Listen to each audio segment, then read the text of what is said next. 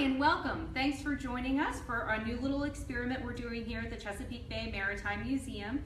My name is Kate Livy. I'm the Director of Education as well as the Associate Curator here at the museum. And what we'd like to do is introduce some of our amazing collections to you, things that folks don't regularly get to see. So this is going to be hopefully a weekly series called Chesapeake Treasure. We're going to feature a behind the scenes look at some of the objects in our collection, and every week it'll be something different.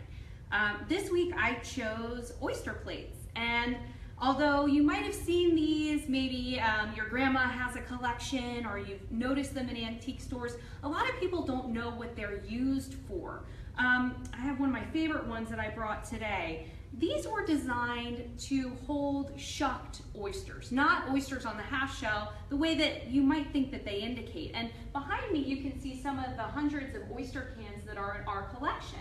Oysters were produced in the Chesapeake, harvested, and they were shucked into cans like these, and then they were transported by rail in the mid to late 19th and early 20th century. So these cans full of oysters, shucked oysters, just sort of wet and floating around inside, were traveling all across the country, and they were in really high demand. Oysters were actually pretty hip and pretty trendy, believe it or not.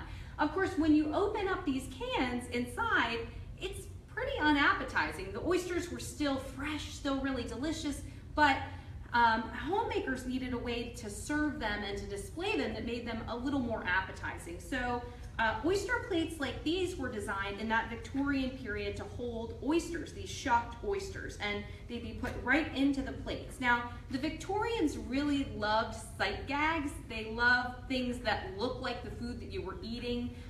So you could have bowls that were shaped like corn, meant to hold corn, and in this case we've got oyster plates that are designed to look like oysters because, again, they were serving oysters. And these were very commonplace. They were produced by two major producers in the country.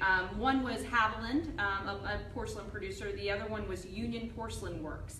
And they both produced millions of these oyster plates. They came out in sets, so housewives were often recommended to buy a full set so that when you had 8 to 10 to 12 people over, everyone had their own oyster plate. And they have a couple different designs which oyster collectors know to look for. This is sort of an irregular design, the lozenge shape. This is pretty highly collectible. You can see this one in particular is meant to look like a clamshell, then with oysters and little divots in the plates.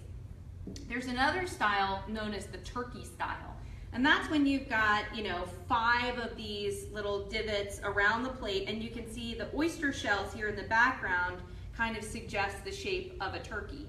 And then finally, the last typical shape that you usually see is geometric. So you've got the spaces around the plate to hold the oysters, and then a sauce or a condiment in the middle. These were very popular and very common throughout the late 19th and early 20th century, but as the oyster population declined, the Chesapeake was no longer able to produce as many oysters in cans. And really, you start to see the trend falling off. Nobody really wants to eat oysters right out of the can anymore. And so these really fell off in popularity after the 1940s. Today, you can find them throughout the United States in antique stores, and they're a reminder of how far the Chesapeake oyster used to travel.